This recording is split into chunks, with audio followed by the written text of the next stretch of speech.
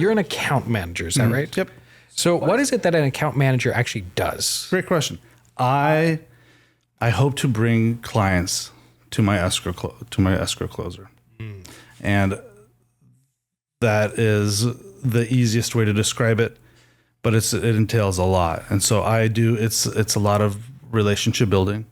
And with my background as a title officer, I bring a lot of knowledge to the conversation, because a lot of things that come up in real estate, it's the first time for either a buyer or an agent, right, or a seller, that you're like, whoa, what is this? How do we encounter it? And how do we overcome this? And I have seen a lot of that being addressed and followed up with and then solved. And so some things are also emotional, where you're like, oh, there's an encroachment. What does that mean for my buyers? Okay, well, let me explain. And there's words to use that heighten the emotional capacity or lower them. Right. And so that was where I come in really well, where I've seen a lot of it. And I've did commercial work on the title side of things, where it plays out really quick within the transaction. Whereas a residential, you may find an encroachment 30 years down the road and say, whoa, now I can't build my fence. Or, hey, you got to remove your shed because I want to build a fence now. Right. And so that's where I come in. So you talked about how you have a partner and they do the escrow. Yep. But you do the title. So we have a title officer. Okay. And my job is strictly to work with clients. Gotcha. Yep. Okay. And what is different about my approach is, well, let me count. There's only 6 of us doing this job in Whatcom County. Really? And some of them are legacy. They've been doing it for a long time because Whatcom County is just so small. But I grew up here, and I come with a different perspective. Right. Where First American has really a good platform that maximizes people's businesses. And everyone's got tools, everyone's got a marketing plan, everyone's got something to sell you. But if you're not doing it and not using it and not learning, then you're not also teaching your client and you're not adding value. So that's kind of where I got to get creative with what I do and how do I approach. Right. That becomes part of your appeal whenever you're meeting other new realtors, I'm sure. Mm-hmm. But a lot of it is personal because I care. I'm more really truly, it's okay. There is the aspect of the job. We could talk about that. There's always time for that, but I want to connect with people. No, for sure. And I think people can kind of tell that. Mm-hmm. Yeah. Like, if someone's just waiting for the moment to tell you something. Yes. Yeah. Where I kind of leave it open, especially the first meets, where my job is to really discover the human. And because real estate, like most businesses, it's a blank canvas of your creativity. And so it's really hard to cookie cutter everyone into like what I perceive. Right. There's one way to do this job. Yeah. And I'm just constantly learning of how people are doing it differently that sets them different and sets them apart. And I'm like, it's always something to discover. And I'm learning that as I do my job, where I'm like, okay, my tools may apply, but maybe they don't because insert here, because they do this or they do that, or how they operate and structure. It's just all different. So it's interesting. I was talking to someone else who, from my understanding, does a very similar job as you within title and escrow. And what's funny is that, like, 3 months ago, she was working in the education system. To this day, she has no idea how real estate works. She doesn't know what realtors need to do. Her whole thing is just to kind of be charming and nice and to get people interested in their title and escrow company. And apparently she's been killing it. It just... Oh, I love hearing that. Yeah, no, he's just got to be charming, got to be a people person. Yes. Got to show people that you're worth trusting. Yes. Because it matters who you work with. It matters how you solve problems with someone. And in our perspective, like real estate agents or lenders have a client timeline that far extends our place in the story, where we're the last 10%. Right. Everything got organized and accomplished on their end, and then they bring it to your escrow partner and they say, okay, here, please treat them really nice for that closing, meaning please communicate, please be receptive of questions, please make time for questions. This is an emotional time for most people. People don't buy homes all the time, but we do. And so that's where the personality or the human on the other side that you could connect with and say, okay, I kind of can expect how my clients are going to be treated with Shay Jones. And so that's that brings us a level of trust. And when you are, and so our business is with other business owners, other clients who say, hey, I work on referrals, I work with repeat clients. So the experience that they receive needs to be what I want them to receive. And so we focus highly on that. Our process allows for that customization of some of the approaches. We're like, this is how this client wants the experience to go. So I think that kind of bleeds into this next question, which was like, what is the most challenging or the trickiest part of the job? Oh, the trickiest part of the job is to stand out where people have relationships for many, many years. And that was the incredible part. Going into a title, I always realized that my coworkers have been here for 20, 30 years, same spot, multiples. And then the same company at the other end are like, whoa, you guys have been here your whole careers. Those are legacy relationships. Right.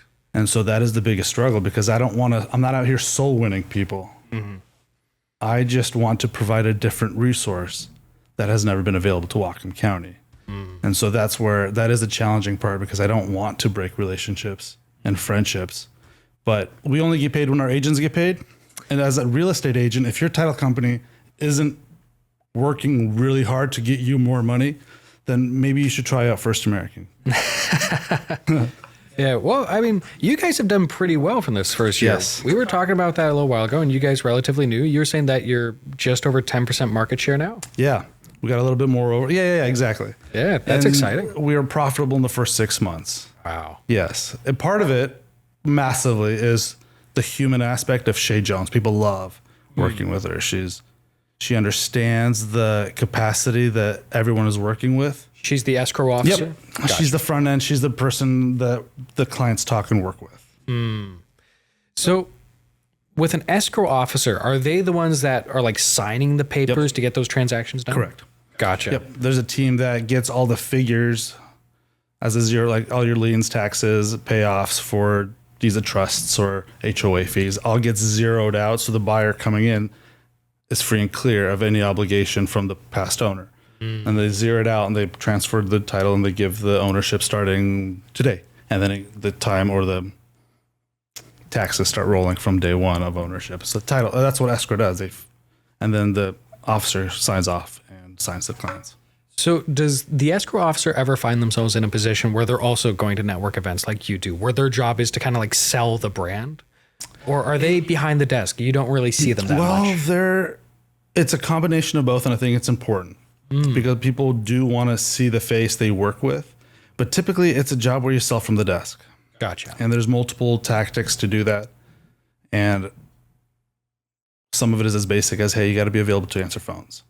Because if I could call you and have that personal just phone call conversation to alleviate any misconceptions or misunderstandings, and if your process allows for that, you're constantly operating like as an agent in the know and ability to stand ahead of your clients. Be like, hey, we have it's a partnership in the transaction where you're like, I know. And we could always call Shay, we could always reach out there because issues do come up or surprises come up, and how you manage that matters a lot. Oh yeah. It goes, and then the 10%, it could go great the whole way, but the 10% ends up, and that's what people remember working, like if working with you, they're like, man, that's how it ended. And then but the shopping went great. Yeah. Like negotiations went great. Like we've had 3 years of relationship building. Like that 10% matters. Yeah. Like it's amazing just how such a small thing can outweigh so much goodwill. It's just got that much more like salience to it. And it's as basic as like we jumped over, we started this up, and Shay was like, okay, I want to learn how to do new order entry. And the process said, no, we have people, you have a team now. So you can't do that. They will notify you when you make the phone calls. Right. So that's when her touch starts with let me introduce yourself. This is the team. And that's different than what is different in the industry here in Whatcom County. The other processes and the other companies, it is a canvas of sorts, and you dictate how you run your desk. And that's why they're also very vastly different from one escrow closer to the other. Right. Differences in strengths, approaches, personalities. And so as an agent, you want to pick the person you best work with.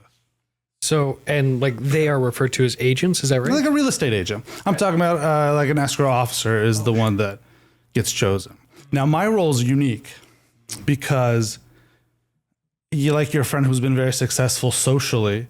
It is massive here in Whatcom County. It is small. We're echo chamber. We got Canada. We got the mountains. We got the oceans. And we got Seattle, who we kind of like, we're not Seattle. Right. So there's small communities. The separation between people is 1 or 2 everywhere. And relationships matter. But where we're all in this industry, especially now, where we're in this industry to make money. And if there's a way to maximize or optimize someone's business practice, that's where I come in and I help them out. And ultimately, you're not going to be in business very long in a place like this unless you honor those relationships in a meaningful way. Like, good heavens. I know, like, right now we're in Linden. That's where our studio here is based. And, like, we've had families here for, like, 120 years. And they know everyone. Yeah. It's, you make one bad step. And I've been told that if you run into some of these people and you have a bad business encounter in your first 6 months, like, that alone can kill a business. Yeah, word spreads fast. Yeah. And when, like, to me, my biggest joy is making an impact with what I do. Because when I was at my previous employer, when there was a restructure, like, I was kind of like, hey, take this very corporate class and we're going to give it a shot. And they gave me a shot, and I got enough where I'm like, okay, I could do this on my own. Right. And it's just an approach that's never been brought to Whatcom County. I do want to be friends with people. I do want to connect first on the human level. But at the end of the day, everyone has enough friends. If I'm an industry partner, I should bring value. And value comes in multiple ways, either knowledge or tools or energy. Yeah. That is massive. Like, that's the relationship part of it. Where it's like, I definitely find people at different parts of their lives and different parts of their businesses, and I have to meet them there. And and embrace the moment with those people. And that's what helps me. It's also just like when someone's younger, especially when it's a smaller company, there's just a greater hunger to get stuff done. And so phones get answered faster. Emails get responded to quicker. Yeah, there is a little bit of that. And that's kind of what we considered. Because there's, again, 2 companies, there is 3. But the age demographic for our competitors puts us in an advantage to jump out and to bring another option. Because you guys, since you're so much younger relative to the competition, you can really market yourselves to the younger realtors and say, hey, we'll be here for the next 20, 30 years. Yes, and I do. But the best dopamine hit I get is agents who've been in the business for 20, 30 years and say, how come no one's talked to me like this before? And I'm like, there's the difference. Right. You've seen it, you've been sold to, you've been talked to, you've been taken out to lunches, you've been wined and dined and dated and supported, but has anyone actually talked to you about the best use of your time and or money or approach or practice?